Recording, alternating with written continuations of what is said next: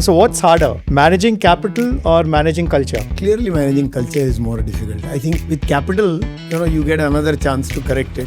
With culture, once you go wrong, it's very difficult to pull back.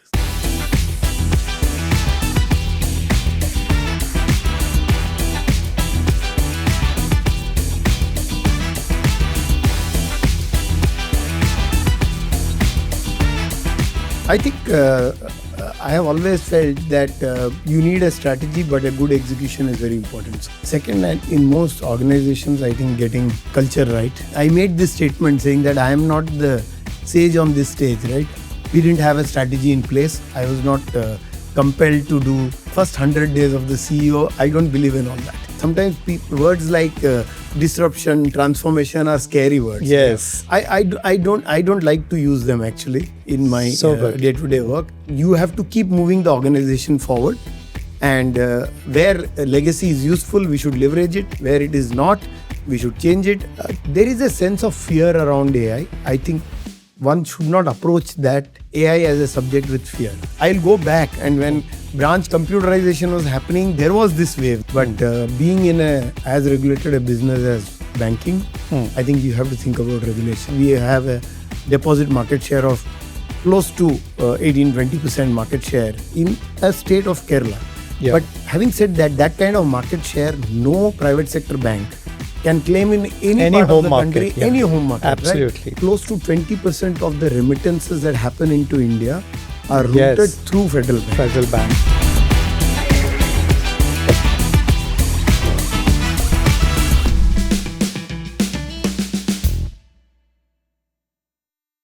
So welcome to another episode of Clearing the Blur, Manian. Welcome, Manian. It's a pleasure having you on the show. Same here. You're the first banker. And in many ways, while I do know you, but we will have some tough questions for you to start with. I'll try my best. I think before we start the topical discussion, we have a rapid fire round for you. So what's harder, managing capital or managing culture? Clearly, managing culture is more difficult. I think with capital, you get another chance to correct it. With culture, once you go wrong, it's very difficult to pull back. So quite clearly, culture is so it's a one-way door. I think so. Awesome. Super point. You have to pick one. Mumbai or Kerala? Best of both worlds. Not one. No, I do really think that I have the opportunity to pick the best of both worlds. Mumbai, of course, professionally, and it's for financial services, Mumbai is the place. But having said that, when I go to Kochi, not to talk about the low AQI in Kochi compared to Mumbai, that's of course a great positive. But that apart, I think my day expands. I travel 5 minutes to office. Day expands, I get a lot of work done. Yeah. And of course, I have a large team sitting out of Kochi. So best of both worlds. You're getting the best, right? Yes. You are in the city of the capital as well as culture. Yes. God's country. Yes. Move fast on AI or regulate first? Being a banker, I have to say regulate first. But having said that, I think it's not yes or no. I think you can move fast in some aspects of AI. We'll talk more about it as we go through the evening maybe. But I think there are areas you can move fast. But being in as regulated a business as banking, I think you have to think about regulation. So putting guardrails would be more appropriate, I presume, Absolutely. right? So I think putting guardrails and growing is important. Yeah. Awesome. One metric for Federal Bank you track every single day. I know everybody will think of my share price, but I actually track. Everybody is tracking your share price. I track the CASA of the bank every day. Which drives the share price. Input metrics are always the leading indicators, which not everybody might see. If not a banker, what would you be? I don't know. If you had asked me just when I went to college, I would have said doctor. But later, maybe music. You are a good musician. I know that. So maybe something to do with music. If you're from Palakkad, I think you have to be a musician, I guess. No, being a banker, he sings very well. So So in fact, one of my regrets in my life is I have not spent enough time on music. But yes, alternate, yes. So we have this tradition or ritual of a guest asking a question to the next guest. So we have a question from Sharad Sangi of NISA. Okay. So his question is, what are the 3 mantras of success? I think I have always felt that you need a strategy, but a good execution is very important. So I think I'm assuming he's asking in the business context. Right. Yes. So I think execution, key, focus on execution, getting execution right. Second, and in most organizations, I think getting culture right, top to bottom, being connected on the same agenda, having the right culture, everybody understanding, being on the same page. I think these are very extremely difficult things to get done for a CEO. And I think few CEOs get it absolutely right. I think, and you are never there fully. Whatever you do, how much ever you do, you fall short in a way. So I think that is clearly the second. And third, I think neither hubris nor exuberance, taking over is very, very important. Keeping your head down, keeping humility, keeping always a learning mindset, that area of stuff. I would say these are the 3 key. Awesome. So you're saying execution, culture, learning mindset, and humility. Yes. Awesome. So that was a wonderful rapid fire section, Manian. Now we'll move to a more detailed conversation. Sure. After 3 decades at Kotak, you decided to move to Kerala to run your own ship. Right? At Kotak, you helped build both retail and corporate engines. So what specifically convinced you that this was the moment to move from being a key architect to being the captain? So, I had spent 30 years at Kotak, and I was 61, 62 by the time this decision had to be made. And I was quite clear that I have another 7-8 years of work that I could do. But I was quite also clear that if I have to do the next 7-8 years, I needed to do something that really excited me. I often say, I need to come to office every day with ideas in my mind, spring in my step. And I needed to do something that gives me that. Right. And of course, captain of the ship was an important part of it, but it was also about doing something exciting and fulfilling for the next 7-8 years. And I would say that's what drove me to make up my mind. One follow-up question to that is, what has been the most surprising cultural adjustment that you had to make in your first year as a CEO? Kotak was a kind of a first generation organization, right? And when I joined Kotak, Kotak was a small place and I had seen it grow. So it was not what you would think of as a legacy organization, right? And it was a young organization. Most of the things had happened while we were around there. We had seen it grow. Whereas when you join an organization like Federal, which has a 95-year history, 94-year history, I think there is some legacy there, right? Legacy has its positives and negatives. But it's important for, when I moved here, respecting that legacy, taking cognizance of that legacy, dealing with that legacy is a very, very important difference that I had to bring to my own way of dealing with it, right? In a younger organization, these are not the issues, right? Yeah. You don't think of legacy and things like that. You have seen it grow from the bottom. Right. So I think I would say the biggest adjustment for me was about dealing with the legacy in a positive way. Sure. How can I make best use of that legacy? Sure. How can I leverage that legacy to build the next chapter? Sure. I think that was very important. So I think we'll dive a little more deeper on this. I think there's a very important aspect of any large transformation: what to preserve, what to disrupt, how to transform, because these are no easy answers. There is no playbook also. And I think you described Federal Bank as leagues ahead of other old private sector banks. What structural and cultural strengths did you see that made you believe that this could leap into the top 5? So let me take the metrics, the rational part of it, and then the softer aspects of it. From a rational point of view, if you look at the Federal Bank franchise, first of all, it's a 94-year-old franchise. There has to be something good. As you know, very often it would have last, right? Yeah. There are very few organizations that last 100 years. Yes. So first thing to recognize is if an organization is going to be there at 100-year mark very soon, there must be something right with it for it to have lasted that long, right? True. So that is obviously at the core of it. But look at, Federal Bank, very few financial institutions in the country today, even today, can claim a kind of a home base strength that a bank like Federal Bank can claim. I mean, we have a deposit market share of close to 18-20% market share in a state of Kerala.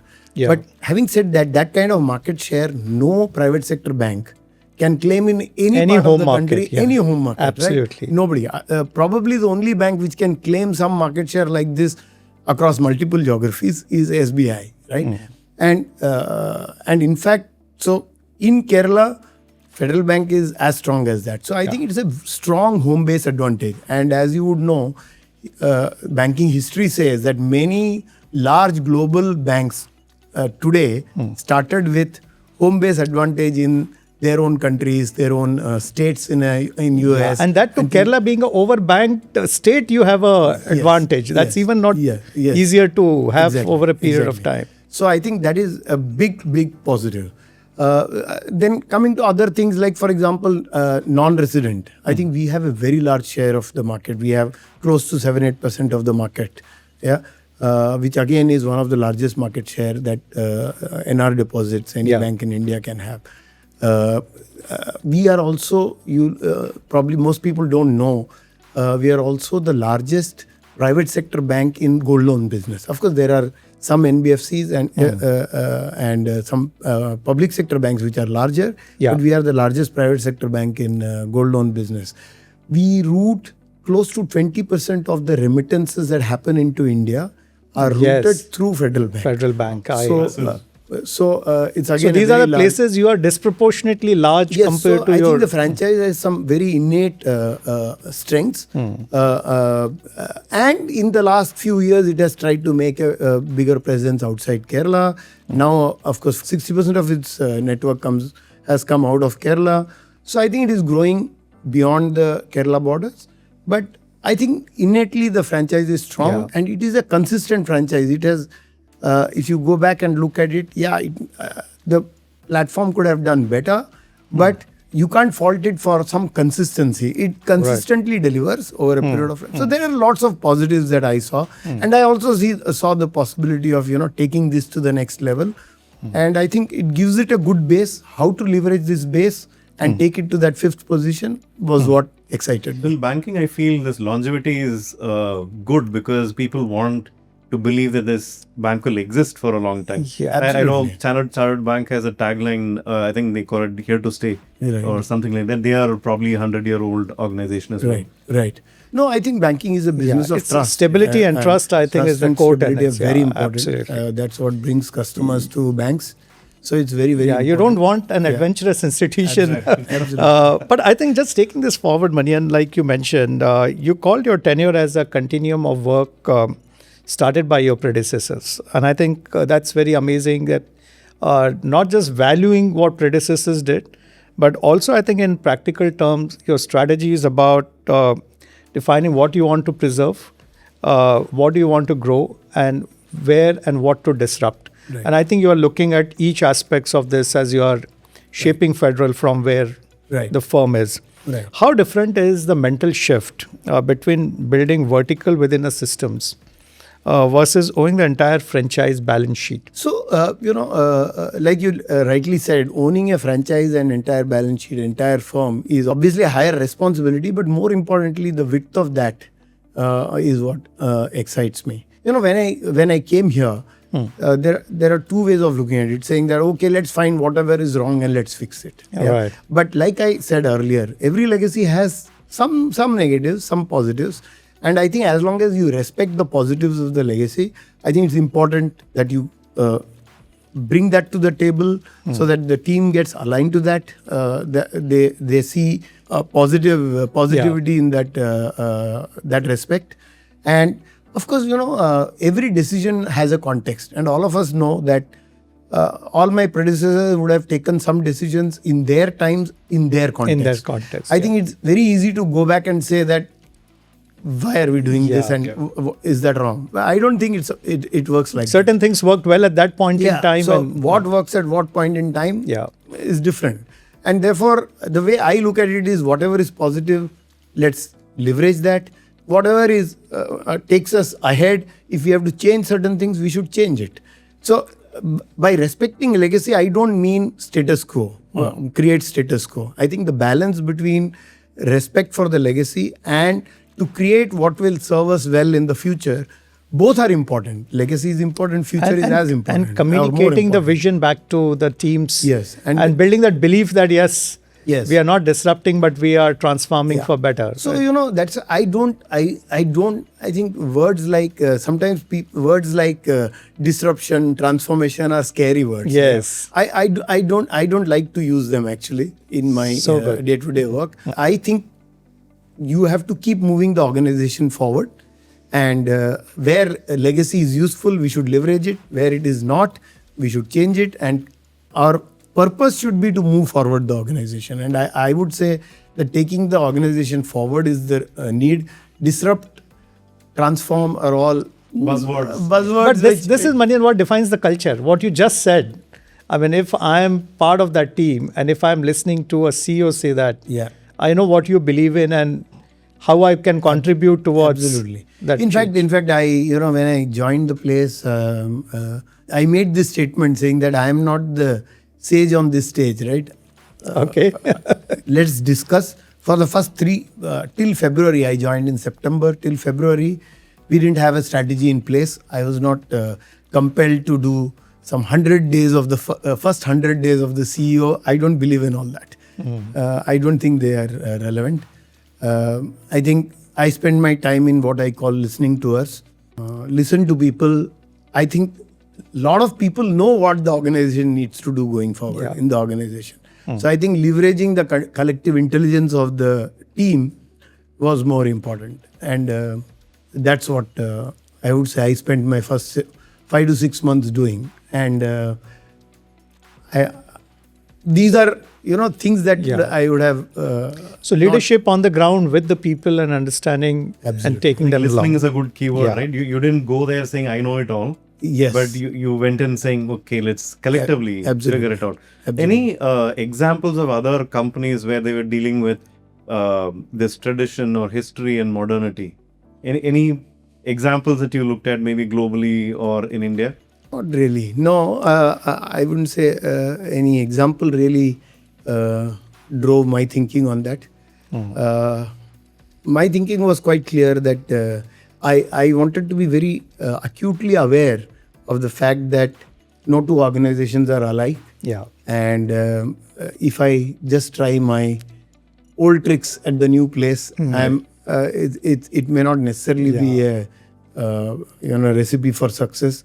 I was just being acutely aware of that, and I would say that's what drove my thinking. And I think you've spoken about the dangers of Déjà Vu leadership. That's exactly what it is, where leaders rely too heavily on past success formulas that may no longer fit the new context. So have you ever personally caught yourself thinking, oh my God, this is a habit from the past? Has that happened? Interestingly, I spoke about this Déjà Vu. I did a TED talk on that. And Déjà Vu leadership was a topic of that TED talk. And interestingly, I did it in the break between, or just around the time I joined Federal Bank. And it was my state of mind, right? Actually, it was my state of mind where I wanted to be sure that I don't just implant what succeeded in the past into the new environment and try and push that for making a success out of that. So that discussion was essentially out of that. So I would say I have consciously avoided falling into that trap all through this period. And of course, it has happened to me. Luckily, in a smaller way, I have had this experience through my past career stints at various places as well. I have moved from an NBFC into a banking environment. I moved from a very retail to a wholesale environment. And every time I make those moves, I have always been acutely aware of the fact that the nature of people is different, nature of business is different, nature of how you handle what drives the levers you pull for success in each business is different. So I would say I've always been aware of that, but I would say this was a big change where I was more acutely aware of that. So luckily I have not fallen into that trap. And hopefully I can continue to maintain. And from a leadership style perspective, has something changed from Kotak days to here? In a nutshell, the start, stop, continue that they talk about from a leadership standpoint. Is there anything that you had to start doing versus stop doing and continue doing? Many things. Actually, like I mentioned earlier, the two organizations are different. They're culturally different. Like I said, one is a very old organization. One is a relatively younger organization. So there are differences, and I have to change my. It's interesting. We should not believe that it is the organization which has to adjust to the CEO's culture. Even the CEO needs to adjust to the organization's culture. Right? Yeah. So it's a two-way process. So I think there are things I have learned to adjust to the culture, which is an interesting learning, but that for some other time.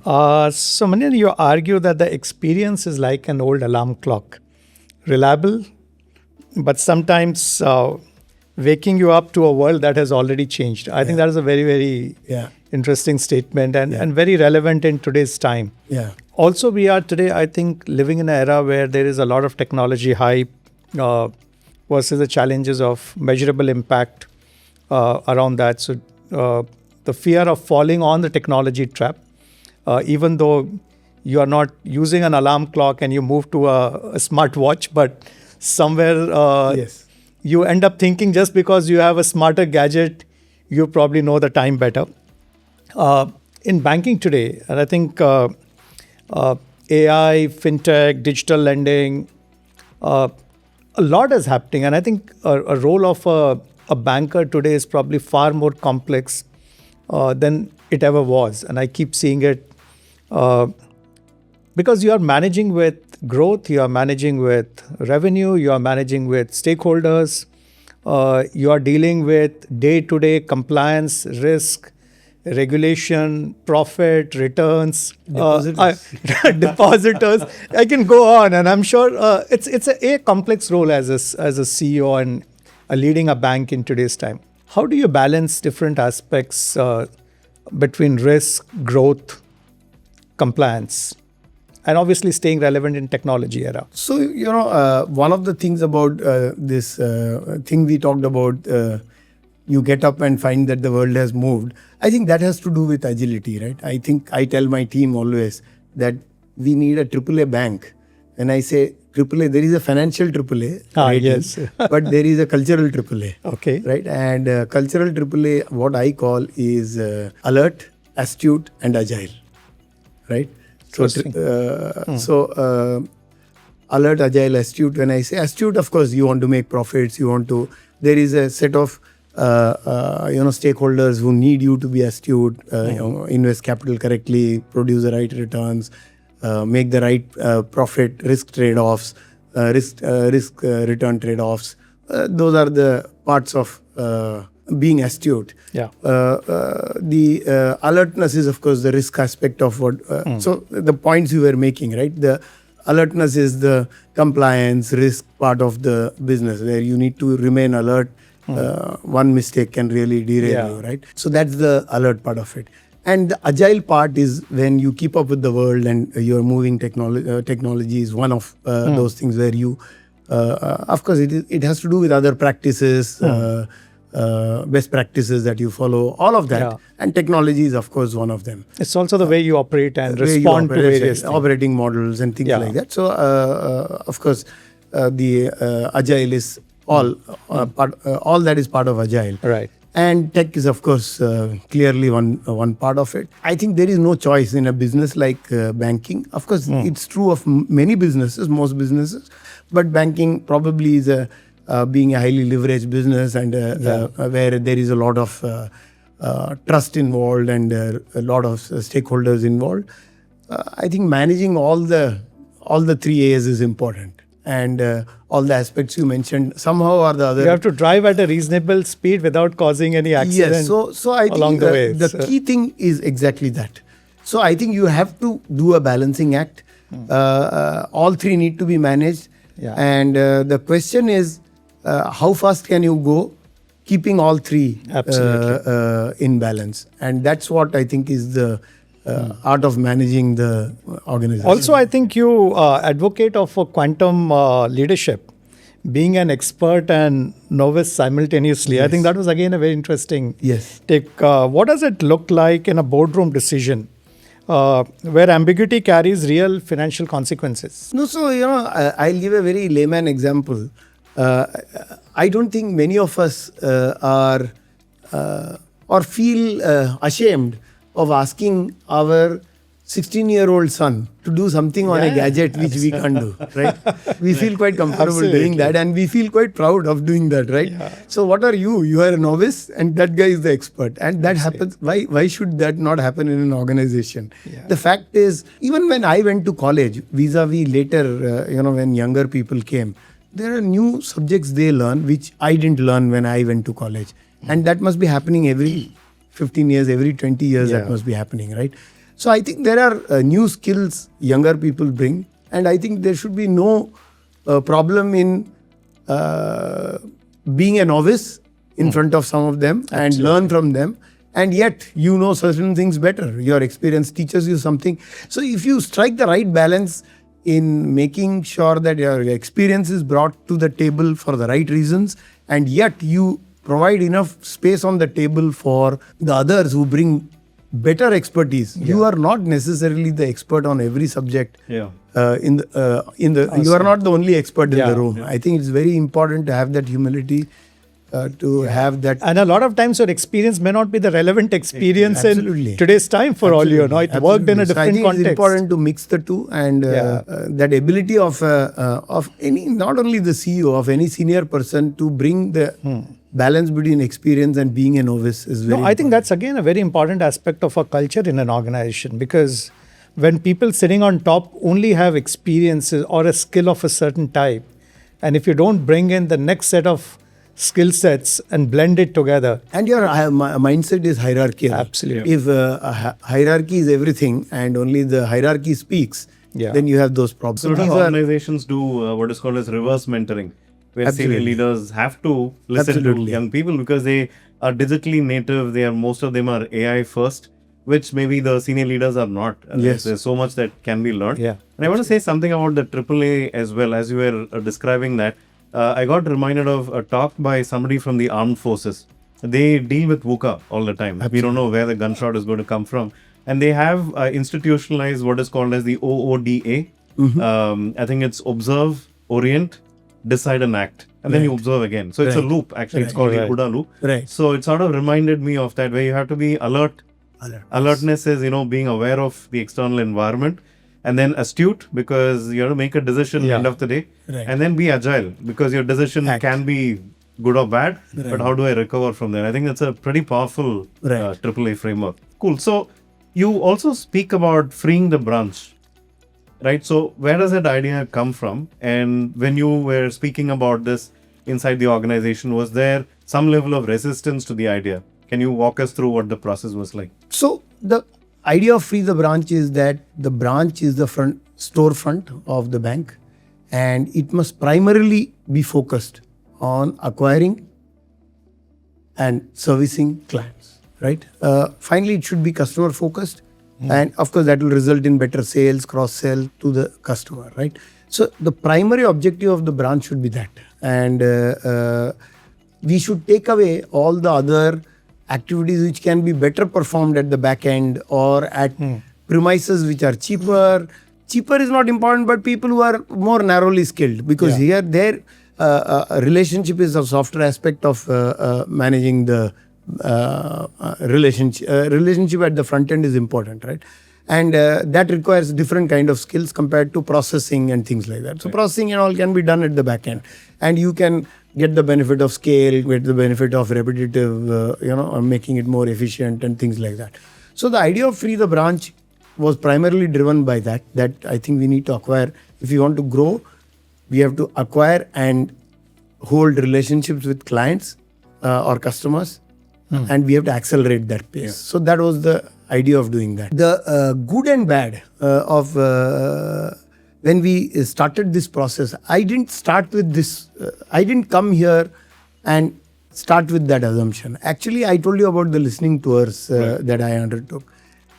Lot of the frontline people told me this, that we are doing this at the branch, we are doing this, we don't think this is value additive. We don't. I don't want to go into the specifics, but the frontline knows it. When you tell them to spend time with customers, they know they are unable to spend time with customers because A, B, C, D, E, F, G, H, right? And that's what they told me. And so I would say I was responding to the need of that frontline, and therefore very less resistance. I would say the team has embraced it. So what is operationally heavy but not value accretive for customers? Yes. From the experience or interaction perspective. Yes. So that I can also sense a culture shift, right? Earlier, maybe at the branch level, they had complete control over everything that they had to do. Yes. Now they have to depend on somebody who is in the back end. Else. Does that bring in a certain level of complexity? So, I make a difference between what I call mindset and culture. I think these are mindset issues, not culture issues. Okay. See, if you go underneath, their purpose is to serve the customer well. Right. And that's the culture. The culture is that we must deliver the best service to the customer. Okay. But the mindset may be that I can do it better than the other. Somebody else. Right. So I think this is a mindset issue which you should solve. And in the digital age, and more so now with AI, are physical branches still the growth accelerators? Do you see a shift coming? I often ask people, when was the last time you set foot inside actually a physical branch? And people are like, maybe 6 months ago, maybe a year ago. So do you see physical branches as still the growth engine? India is a country with very diverse set of people, right? The inequalities are very high. There is a set of people who have not or entering banking just now, and there is a set of very evolved customers. The two are very different. Their needs are very different, and there is a continuum in between them. So I think the needs of each of them is very different. There is still a very large population at the bottom of the pyramid, which is not yet migrated to online and things like that. So I think India is a different country, and I don't think we have reached a situation where we can start talking about let's rationalize branches. I think there is no such evidence, customer behavior. And last, at least not recently, in my career, I have gone through some of these surveys where we have figured out what are the reasons customers make a decision to bank with a particular bank, and proximity of a branch still does come up among the top 3 factors that they use to make a decision. They may not go there, but they still want a psychological safety of something nearby there. So I think in India, we haven't reached a stage. And the last, 4th point, the business customer is very different from a personal customer. I can say that personal customers have moved away for their transactional needs to digital channels. So maybe 90% 95, depending on the brand, 90 to 98, 99% of the customer transactions on personal side have moved to digital. But that is not true of the business customer. Understood. And therefore, business customer still has that the bearer coming, that cash happening, all of that, and branch proximity still is important. So I don't think we can yet write the epitaph of branches in India. I was having a conversation with a pretty young person in my team, maybe a Gen Z or a Gen Alpha, whatever we call them. So she was saying that she prefers walking to her branch. I was surprised. Like, why is this the case? She said, today I'm getting so many spam calls, phone calls, and all of this. I can't trust anything that's digital. So I feel better comfort when I walk into a branch. I was like, wow, the the thing has come a full circle. Yeah, absolutely. In The fact, younger not people just generally in aren't, India. but- Yeah, that's true. Interestingly, I was talking to a bunch of students from HBS, and I asked them the same question. I said, "Where do you bank?" And they said, "Bank of America." I said, "Why?" And they said, "It's close to My campus. campus, Yeah. Harvard Square." Right. I said, "But do you go to the branch?" He said, "No, but what if?" What if? Now that what if is still something that is there in the mind of and Interesting. consumers of those kind. I mean, if they are saying what if, Yeah. and I think you're right. Somewhere I think India is a heterogeneous society. I mean, we have people of different age, economic Needs and needs are very We are not an different. aging Very- society still like the Western world. So I think everybody needs different Yes. kind of experience. Awesome. I think Manian Breakthrough 4.0 aims to push Federal Bank into the top 5 across key parameters.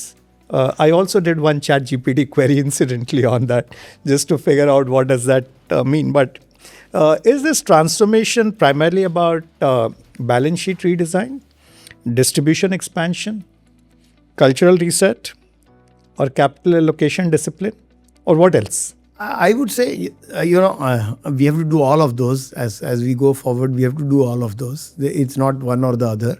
But I think the key thing to get done is to, I would say, realize the potential of this platform. I think the platform is capable of, much more than it has delivered. And I think to find the next level of delivery for this platform, and rest of it will follow. I think if we get our teams aligned to the fact that we need to write the next chapter and find the true potential of this platform, if all of us remain aligned, all of those 4 things you said will get done. And Manian, for us, no conversation ever gets complete without we drop AI in the conversation. Right. I do know you rode the whole digital wave of technology when you were leading consumer to wholesale to all the businesses in Kotak. I've seen closely your depth and involvement in how technology can shape businesses. Now, when you look at opportunities with AI, different aspects, right from credit decision, underwriting, fraud risk. We know in AI there are many no regret moves. How are you looking at AI redefining or helping you push boundaries within the firm as you start looking at the next set of opportunities for growth in Federal? Of course, nowadays no conversation gets over without talking about AI. But what I find interesting is that one, I think there is a sense of fear around AI. I think one should not approach that the AI as a subject with fear. I think we talked about agility earlier. I think it is important to remain agile in this in the AI world. I think keep looking at the developments that are happening and keep keep marking your moves according to that. I think there is no need for a fear because this concept. I don't know how impactful, how much more impactful AI will be. But there have been other times in history when this has happened. When internet first came in, internet banking came in. There was some element of this. When digital wave started, there was that. When I'll go back and when branch computerization was happening, there was this wave that all the I remember digital, we used to call it as alternate channels, and now we end up saying digital is a legacy channel, right? Now people are saying digital is legacy, right? In the world. So first, I don't approach this topic with a fear or I think it can be used positively. And the way I look at it also, we briefly talked about it. Yes, we are in a regulated business, at least banking is a regulated business. So we cannot be reckless about how we go about it. And we can't be adventurous about this. But that does not mean we cannot leverage the positives. There are, like you mentioned, there are several no regret moves that can be made. I think in areas like co-pilots as a concept. Keeping human in the loop. Keeping the human assistant for most functions, like even an RM or even a back office, contact processor, contact center. Keeping a co-pilot with the employee, an agent assistant, itself is a no regret move, right? I mean, human is still in the loop and there is very little risk you are taking. There are areas like credit, credit, credit memo writing, proposal generations, or where a lot of data, organizing your data, preparing yourself for a big move if it was to happen. These are no regret moves. I think there are lots of things that can be done, which prepare you towards a world which is more AI driven. And I think we should continuously keep doing marketing campaigns as well. So actually, we are one of the companies where many of our marketing campaigns are, and we, you may have noticed, many of the digital marketing and other marketing content that we generate is AI generated, and we do specify that in our all our creatives that it is AI generated. And so there are many areas like this which are no regret, and we can keep. I think financial services are more ready, I would say, or ahead, because of we can embed AI into many places in processes, data heavy, one of the routine things I am operations. now working on is, for example, assistant for all our branch employees on queries. That if the customer comes and asks a query to our employee, so can they ask a query to an AI So the agent? training, knowledge, pool, everything, you create a Comes symmetry. back into the system. So we have already created one for compliance, for other internal, processes and products and things like that. So these are easily doable, right? So, In fact, this morning we were, before this show, we were talking to Sharad Sanghi at NESA. And a question that I asked him, that among all the industries and enterprises, where are you seeing the highest adoption of AI-led infra? And he said financial services. So I think our business lends itself to a lot of AI, use.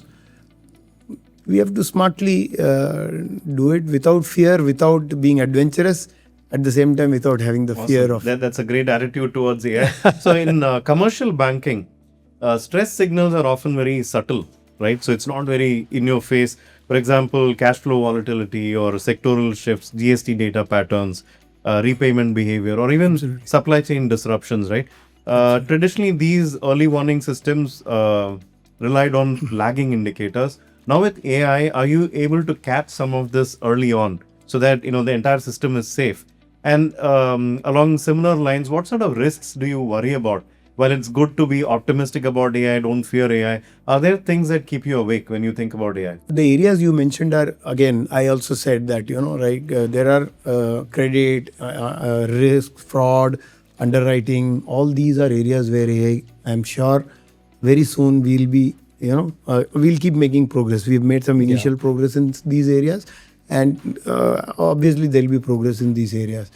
How much initially, I think we'll have to keep humans in loop. I don't think we can run away with making these decisions, because the concept of explainability, observability, all are very, very auditability as well. Monitorability, all of these are very important, and in our business it's even more important. Right. So I think we have to get comfort around those areas as we go forward, and it's an evolving space. I'm sure over a period of time we will get more comfortable on these kind of aspects, which will remain very, very critical to go all out and trust the judgment of purely basis AI. We'll watch it. But accountability will still remain with humans. So to that extent, I think as human, you have to be comfortable. I think for a long time, human in the loop will remain. I don't see that going away. Because that level of because like I said, in a regulated business you cannot go wrong. I mean, you can't say 5% error is okay. And black box is also not okay. Everything has to be and visible. black box is also not okay. So you need explainability. Right. So, and then you spoke about co-pilots helping every employee, right? So that's more of a no regret decision as you mentioned. Yes. But are you also looking at agentic workflows? Yes. Where you can have a human but maybe 100 agents, right? It produces dramatic productivity for the That's an area we are very, very closely looking at. Sure. We are looking at some initiatives around that area where multiple agents for multiple multiple processes that we run. Yeah. Sure. Yes, we are looking at that. So Manian, Hopefully we'll make some progress on that. No, I'm sure. Next we meet, I'm sure you're already making a lot of people see what Federal is up to. That's why I think Rajiv and I were curious. Right. But I think moving beyond AI, I think another area where you dominate, and you spoke about it, is on the remittance flows, right? Because I think total 20% remittance, inward remittance flows through Federal, both retail and I think the institutional or agency piece that you run, right? Which is a significant, not just distribution advantage, but also I would say it's a data asset, because in today's time, each transaction is telling you a lot more than just the money that flows through. And I think today, how do you see all these transactional data in terms of relationships, in terms of revenue, opportunity to cross-sell, upsell, especially on the corridor-based banking? So let me just clarify that our remittance business has, of course, our own customers remitting money through us, obviously, and we have, as I mentioned earlier, we have a large NRI customer base and market share there. But the rest of the flow is, of course, flows that we route as a transaction bank for other remittance partners. So there are remittance partners whose monies, whose customers we service, and there, of course, we have limited information about the customers, because those are also, we need those Chinese walls to operate between our wholesale transaction banking business and our retail businesses. So we do maintain those Chinese walls. So to some extent, I would say the context of this discussion, while the second part of what you asked about transactional data, and how we can use, of course, analytics on those transactional data, not necessarily what we can't touch because of our, it is our partners' data, other side of the Chinese wall. But use of transactional data from customers is, of course, critical. As they say, data is the new oil in the new world, and data is very, very critical, and transactional data is even more critical because it is a closer surrogate for the behavior of the customer, right? So how are you looking at money now at the back of data? Obviously, you have relationships, you have credibility, you also have a reasonably strong distribution in these markets. I also read recently that I think you are investing into building the wealth management and strengthening the whole investment side of business. So collectively, when you look at all these levers for NRIs, multi-geography, how are you looking at this opportunity as you... Two parts to this discussion. One is what I would say, while there is so much data and there is so much analysis we can do, I will talk about NRIs. NRIs, one of the biggest problems NRIs have is that they don't, in many banks, they will come here. Every time they come to India, they find a new relationship manager, and they want that comfort, right? Yes, they want to bank digitally, but they want comfort. And in fact, even when we are doing wealth, we are about to launch our wealth platform. But as we launch wealth, I am quite clear that banking business is still a combination of what we call relationship and technology capability, data capability, all of that. I think it is a combination of tech and relationship, and that's why high touch and high tech, and that's why we have a tagline which says digital at the fore and human at the core. Nice. So I think both are important, and in our business, I think it is still important. While of course, this is not to say that the world is not moving more digitally, but in our business, I think customers look for both, and they need comfort on both. They want the most efficient way of doing their transactions. They want the comfort of having access to their data, doing a transaction at the drop of a hat. They want that digital comfort, but they want that human touch and human comfort. If you talk their portfolio, they want advice. They want the comfort of talking to the same person, talking to the same organization, things like that. So I would say, from our point of view, the way we are looking at it is we are good at it. Like the tagline was not a new thing. It has been there in the organization. And I think it is a good reflection of how we think about not only NRs, but beyond NR. And you also did a brand refresh recently. Yes. So the brand refresh was again one of the things I felt that it's interesting. Some years back, the logo of Federal, before the last one, was a logo where Federal had a history of agri banking. Okay. And it had a farmer, in the logo, and the farmer had a stick in his hand, and he was a bullock in front of him, right? He was so. Some years later, it was felt inappropriate that he should have a stick in his hand when an animal is being driven for work, right? And that was the sensitivity that drove the last brand change. So that was dropped, and the brand logo that was there till we changed it again this time was born. But if you notice, the last logo had Federal written in capital. It was inside on a box. And it had I'm sure when this logo was done, it must have been done for a sense of solidity, capital letters, protection, capital letters, box, feels more secure. So I'm sure that was the thinking behind that, that brand, the way that was conceived, the way that logo was written. Of course, today's world is different. If you write in capital, you know what it means, right? Yes. Somebody's screaming at you. Yes, right. So, so therefore, we had to contemporize it to today. So the interesting thing we did was renew it, refresh it, but yet maintain its. But I think it's also something promised for the future. The way it's. So we have done a refresh, but it has been renewed, but we have retained its. It goes back to your mission at hand, right? How do I keep the legacy alive? Yes. But at the same time modernize. So we didn't change its color. We changed the font. Font is more modern. It has more fluidity in it. Right. So it has been contemporized, yet keeping the legacy. So just one more question before we dive further. Current geopolitical risk, and a lot of Federal customers, of course, are in the parts of the world where we are increasingly facing issue. Do you see that posing any kind of challenge? Because if customers are going to go through a stressful period, I'm sure it will have impact also on their relationships. Yes, of course, it is a very unfortunate situation, and I'm sure living in places which are prone to attacks can be unnerving.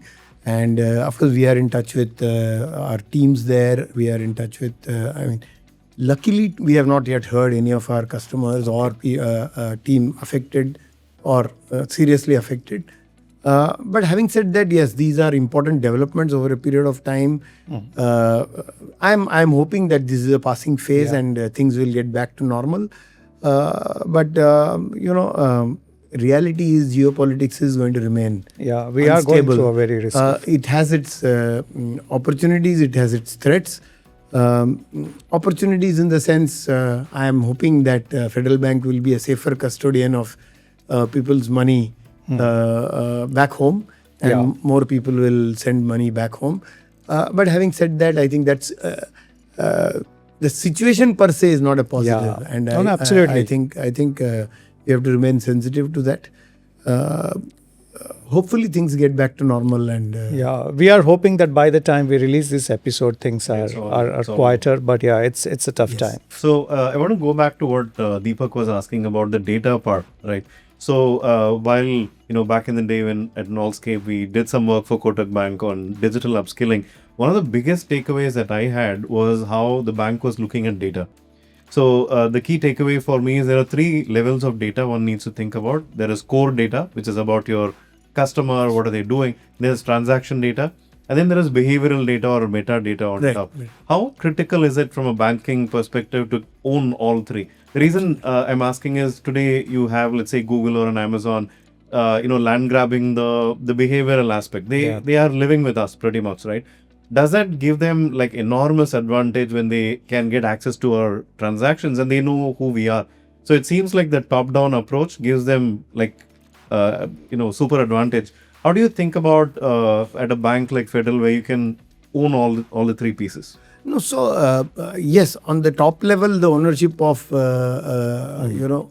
a platform which straddles across businesses, across they will definitely have an advantage. But they also don't have the advantage of the bottom two layers, right? Yeah. As much as the banks have. So I think every business has its own level of ownership of that data of the customer, and you have to do the best that you can do. And the way I look at it is you have to find allies when you so you have to work with partners who will bring their strengths to the table.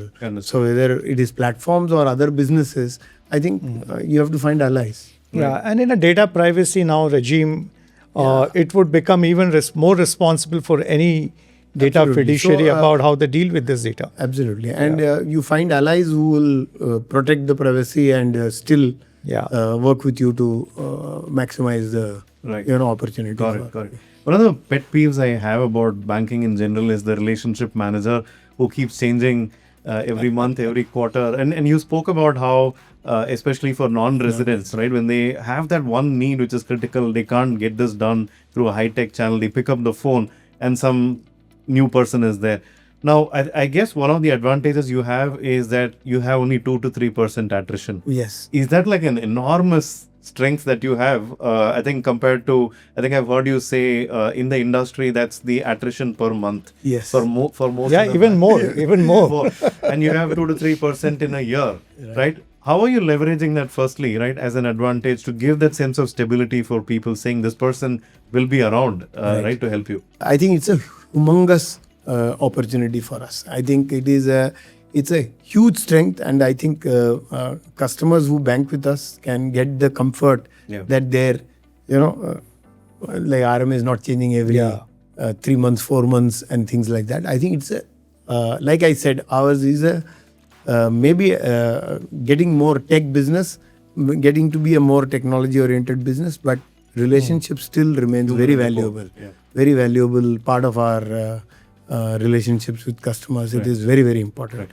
It's very core part of the business, and therefore relationships and that stability is a huge strength that we have, and that we need to leverage that. We do leverage it, and we need to leverage that even more going forward. And like you rightly said, we have an attrition which is per annum, which many banks can't even do that much. I mean, they can't even match it on a per month basis, right? There is one other important aspect of this, which also I should tell you. Again, I think a softer aspect which I am quite proud of as a bank. 42% of our workforce is women. And that is, I think, significantly higher than any other private sector bank number. It will be significantly higher. Wow. And I think these are softer aspects, the low attrition, good diversity. These are softer aspects which create a culture around the organization which is, different. And it's more caring, more evolved culture.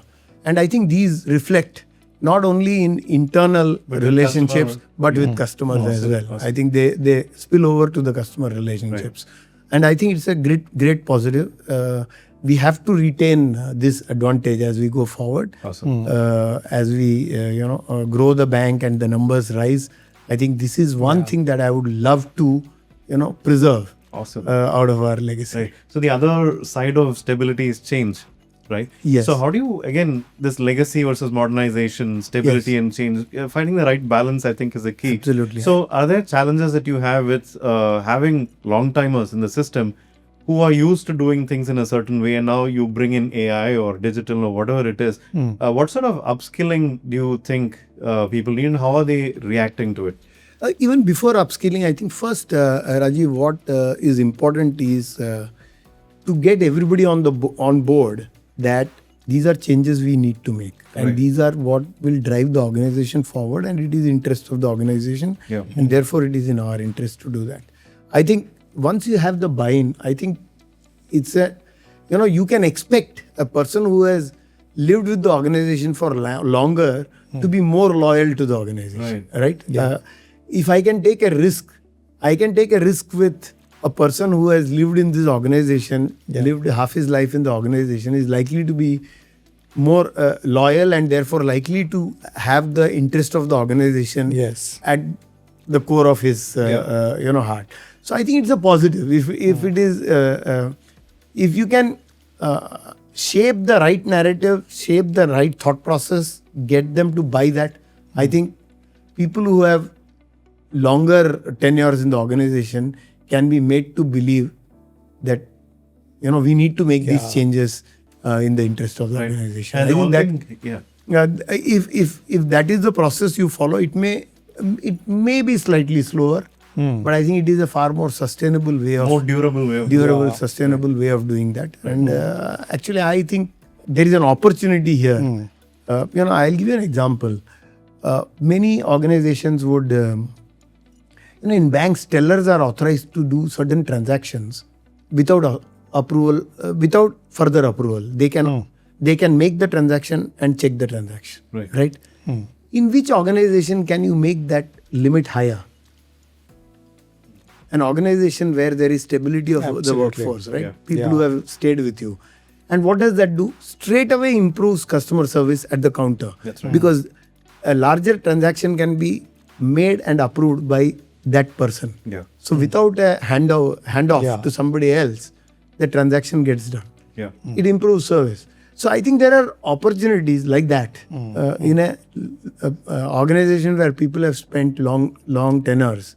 I think there are opportunities to leverage, and I think that reminds me, Manian, of a model. Probably what you are very unique, I would say, in a world where people are now looking at everyday job losses, workforce is dispensable. I think you have brought a very unique perspective of keeping human at the core, not just while serving customers, but the way you are building Federal going forward. Right. And the way I probably say is this changes even the matrix of risk within a bank. Most financial institutions today, they say verify and then trust. I think here probably with long vintage, it could be trust and verify. So you are giving empowerment. Obviously, you will not dilute your controls. Right. But at the same time, you are not suspecting that something will always go wrong, right? So, and I think a lot of people, probably their social status, the standing is with the institution that they've been part of for such a long time. So obviously we cannot do things which are not risk compliant in an organization like banking, which is a high risk business. So we cannot go all the way, but yes, we can push the boundaries on that. Yeah, I think that human factor is a very, very strong aspect. We can push the boundaries on that. I would say probably among many things that you are doing, this is one asset you have, and I think you are just nurturing and building that very carefully while you are getting the technology and the new businesses around. I think one of the things I also found, there is this concept of federal pride, and that's humongous. And anything I do, if the federal pride can be leveraged and sustained, I think it is a great strength for the future building of the organization. So on that note, Manian, probably a last question for today's conversation. We'll love to have more conversations as we go ahead, but we are in 2026, and obviously you have laid a vision out of being the top 5 institutions. We are in 2030, and we are having this conversation. If we have to just do a stargazing, and we are just reflecting upon a conversation that we had way back in 2026 with you, what would it look like? First, I hope in 2030, of course, I'll be close to my tenure. No, that's the reason I know. Close to we are hoping, and I'm certain you will be at help. I am also hoping that everything I have said today, none of them I'll be in a position which I'll feel embarrassed to have looked back. No, I think you have gained the trust of the market, employees a lot. So that's why I asked this question. How does it look like? It's a journey. I think trust is to be earned every day and sustained every day. So I think you have to keep doing that. I think I'll be happy if I have commenced a new chapter I think these are 5-6 years in the journey of an organization which is 100-year-old is a small part of the journey. So when was Federal formed? We are in our 95th year. So that will be Federal at 100. Yes. Let me rephrase. So Federal at 100, what would it look like? So if we get to the 5th position that we are talking about, and if we have if we remain on that journey and strong on that journey, I'm fairly sure we will be. But there is finally the proof of the pudding is in eating it. Hopefully in 2030, I can look back and say that beginning of a new chapter has been written. Wish you and the team at Federal all the success, Manian. And we have a little ritual at clearing the blur. That is that if you have to ask a question to our following guest, what would that be? So, making a question without knowing who the guest is a tough one. So, my question may sound irrelevant to the other person. So, then you can hold this question and ask to the... No, that doesn't matter. You just... comes around. Yeah. But one of the things that has been bothering me, which we didn't talk about today, of course, we talked about AI, but one of the things that bothers me, and I think it is something that we as a country need to keep thinking hard about. I think it's important in this AI wave that is happening to be at the leading edge of this revolution.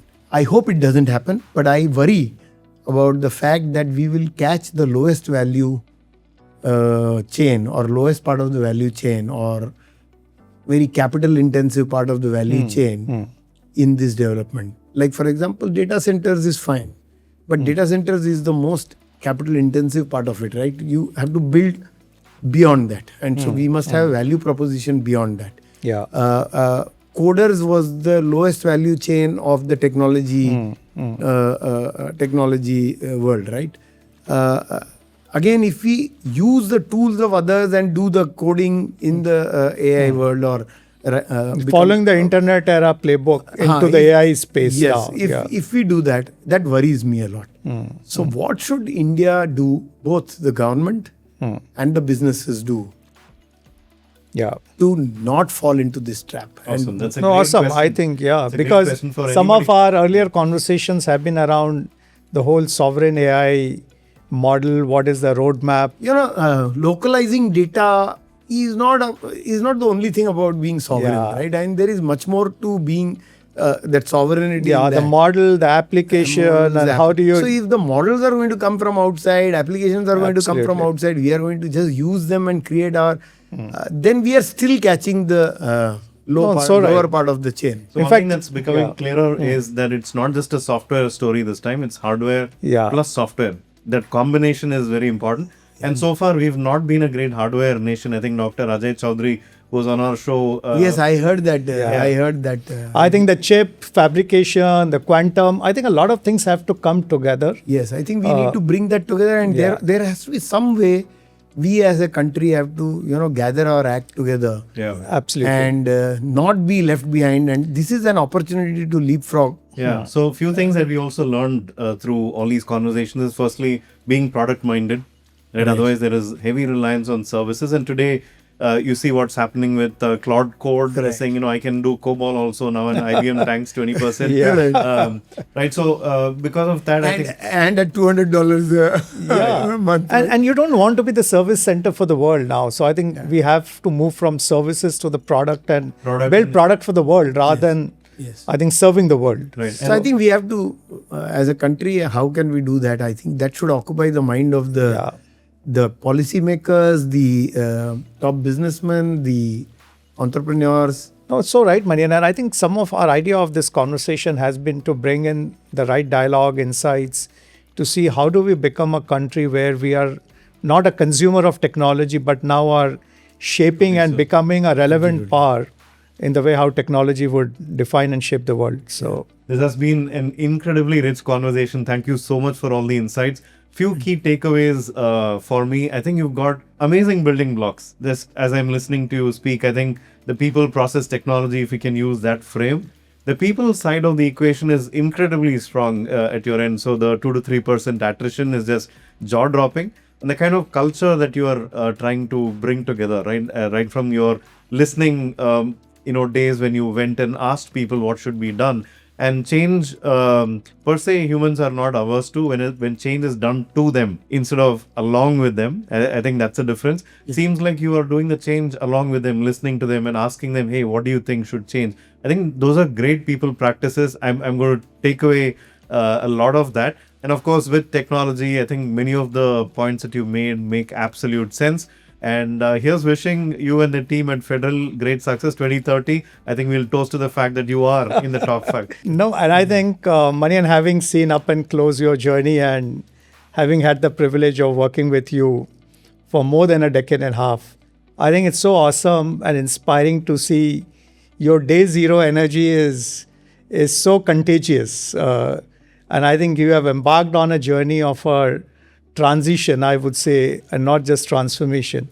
And I think a lot of things of staying humble, staying hungry, staying curious. I think finding how you connect the dot between experience and expertise. I think that is truly a lesson of leadership, I would say, for many leaders who are watching it. Because while you know a lot, but you still don't know everything, and finding right people and younger folks to come along. And I think the most important of all, what touched me the most is keeping human at the core. I think while we all are embracing technology like never before, but I think humans are more valuable than ever before. So thank you once again. I think it was really wonderful having you on the show. Thank you. I enjoyed the conversation. It was really enriching for me as well, because your questions were quite searching, and some of them I had not thought about. That was the idea. I enjoyed the conversation. Thank you so much. And to our listeners, if you enjoyed this conversation with KVS Manian, who has been not just a senior banker, but is now reshaping not just another bank or taking the legacy forward, but in many ways has inspired many bankers. Do follow. I think Federal is an interesting story.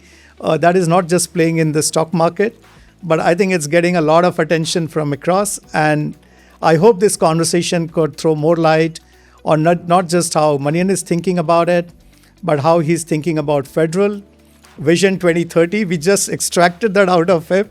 But yes, I think if you like the show, subscribe, like, follow Clearing the Blur. Until then, from Rajiv and I, see you soon. Stay curious. Stay curious.